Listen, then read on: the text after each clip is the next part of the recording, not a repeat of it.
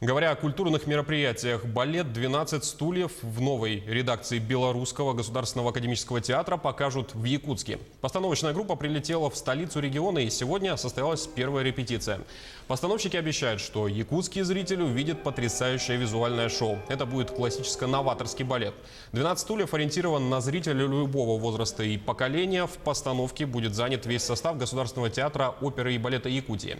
Премьера состоится 25 марта этого года.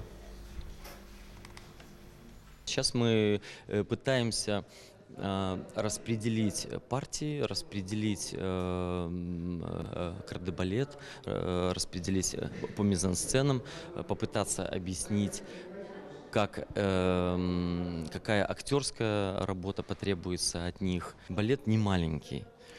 Час первый акт и час второй акт. Для балета это очень длительное время.